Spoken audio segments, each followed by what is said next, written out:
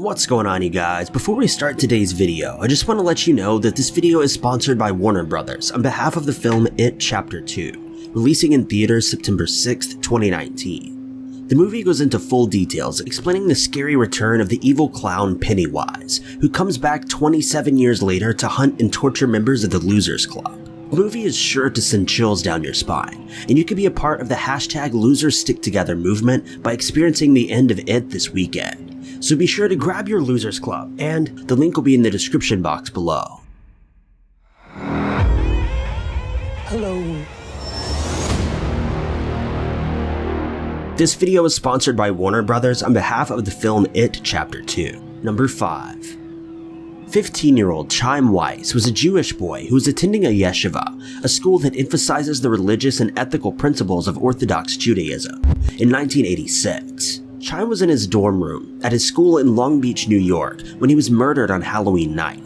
His body was not discovered until the next day, November 1st, but as soon as he was found, the dark story behind his death began to unfold.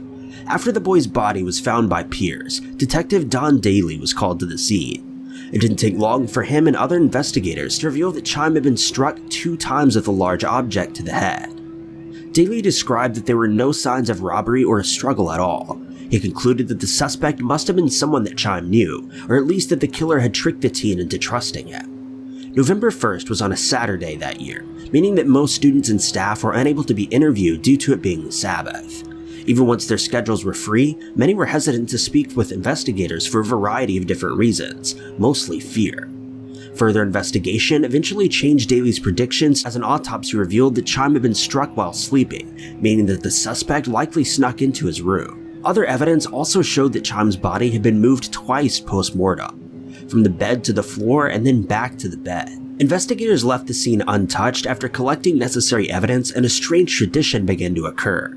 Every night that investigators were not around, a single candle was placed in front of Chime's window and lit throughout the night. Eventually, officers and detectives were set up to monitor the room and to try to catch whoever was leaving the candle behind. It was likely that this was a vigil process done by a mourning friend or a staff member.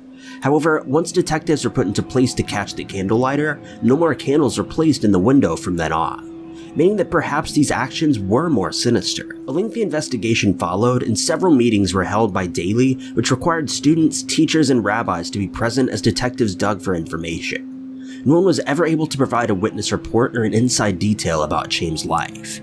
The case is still unsolved. Number 4. This sad story is actually more than an unsolved case. It's the source of numerous conspiracy theories speculated by online users and media figures. On Halloween night in 2002, Chris Jenkins was attending a costume party later in the evening. After he grew tired of the party, he went to the Lone Tree Bar and Grill in downtown Minneapolis. Chris attended the bar alone as he drank and tried to make friends. For reasons unknown, Chris was eventually kicked out of the bar by security. There have been no exact details released concerning why he was ejected from the bar, but some assume that he may have gotten into a fight or was cut off by the bartender for being too intoxicated. Either way, Chris was left standing outside in only his Native American costume in 20-degree weather. After Chris was thrown from the bar, no one had a clue what exactly happened to him. When he didn't return home the next morning, his family called police, who immediately conducted a search for the young man. Bloodhounds were able to track that he went from the bar to a local pizza shop, back to the bar, and then to a nearby parking garage. Inside of the parking garage, small drops of Chris's blood were found on the ground. After a short trail though, the blood drops stopped and investigators met a dead end. Security footage from several locations proved useless during the search, as they didn't show a view of where Chris had been walking or where he was attacked. 4 months later, Chris's body was found floating on its back in the Mississippi River. Investigators brushed the discovery off as yet another case of a drunk, careless young man getting himself hurt from overdrinking. They assumed that while trying to get home, he somehow hurt himself and fell into the river where he drowned. His family was not pleased with that conclusion though, knowing Chris was more responsible than that, so they hired a team of experts to help uncover the truth. This smaller investigation showed that Chris was floating in a way that suggested he didn't just fall into the water. They also found human hair clenched into his fist, although DNA tests were unable to identify who it came from. A date rape drug was also found in his system in heavy quantities. Finally, his case was changed from accidental death to a homicide.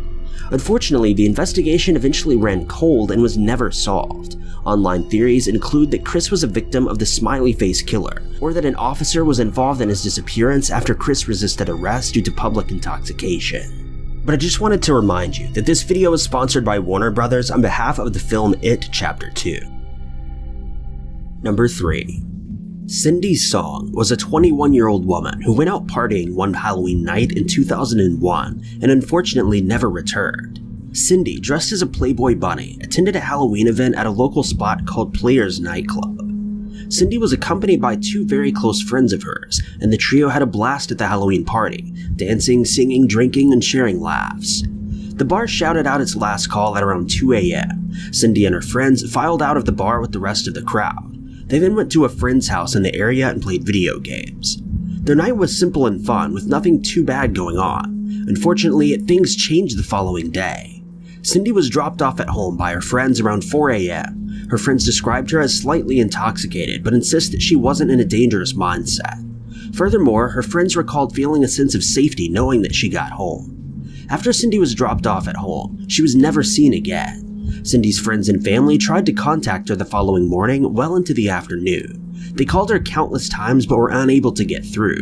After several hours, way past the usual time that Cindy would be up despite a night of partying, her loved ones became way too concerned and called police.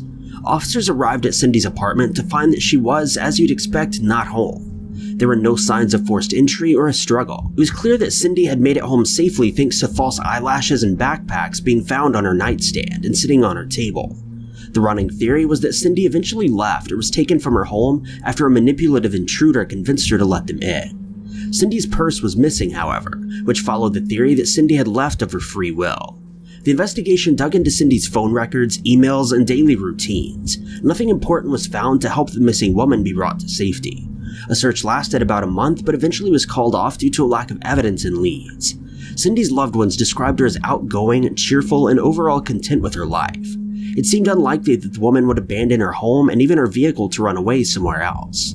While detectives followed several leads in hopes of finding a suspect, nothing more on the case was ever uncovered, and it remains a Halloween night mystery to this day. Number 2. On Halloween night in 2006, around 11 p.m., Teresa Venegas was seen walking near the Green Cay subdivision in Dickinson, Texas.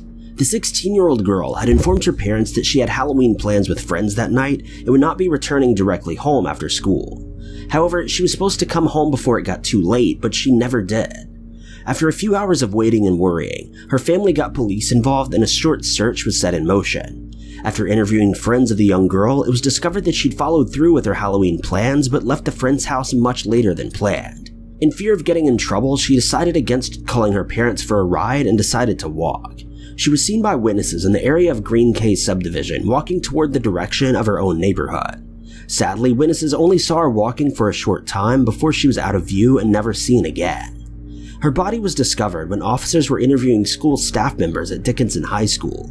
A small team of investigators were searching the nearby areas, thinking she may have passed by the school at some point and left evidence behind. Instead of finding a shirt or her DNA, they found her remains laid out in an open field directly across the street from her school. The body was immediately sent in for an autopsy, which revealed she'd been assaulted, taken advantage of, and beaten. Her cause of death was blunt force trauma and medical complications caused by other bodily injuries.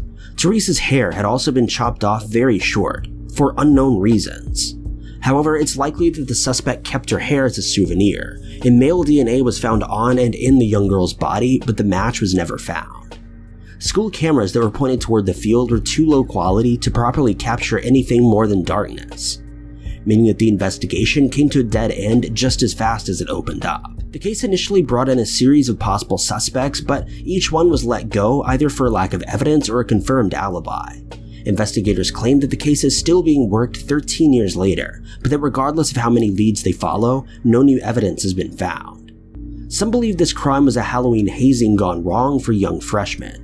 Others argue that the conditions were too serious to be the work of a few high school students, and that by this time at least one person should have come forward from guilt or to reserve their own innocence. The most likely case is that Teresa was in the wrong place at the wrong time and became a sick individual's victim. Number 1. Happy couple Ronald Zisman and Elizabeth Plattsmouth were sharing a peaceful breakfast in the early morning hours of Halloween in 1981 when things took a turn for the worse and their lives were taken. Although investigators had little information on the case, they found that there were signs of a struggle, but not a break-in. This likely meant that the couple had heard a knock at their door and opened, and whoever was on the other side attacked them. But I just wanted to remind you that this video is sponsored by Warner Brothers on behalf of the film It Chapter 2. Autopsy proved what the naked eye could already see, that the couple had been badly beaten and remained alive for a short time with their injuries before being shot. It appeared as though the home had been ransacked by the intruder, but nothing of value was taken. Clearly, this was done to cover the killer's tracks.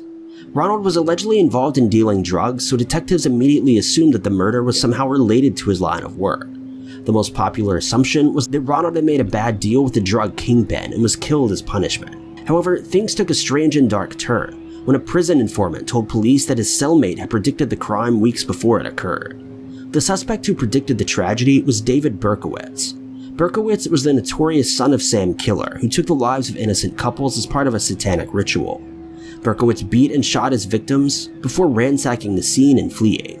Only one victim of his ever survived, and during his trial for the crimes, it was speculated that Berkowitz was not working alone, and his satanic worship involved an entire cult which he either led or was an important part of. This could explain how Berkowitz knew of the crimes despite not being a suspect himself, but the true killer was never found. Thank you guys so much for watching. This video is sponsored by Warner Brothers on behalf of the film It Chapter 2.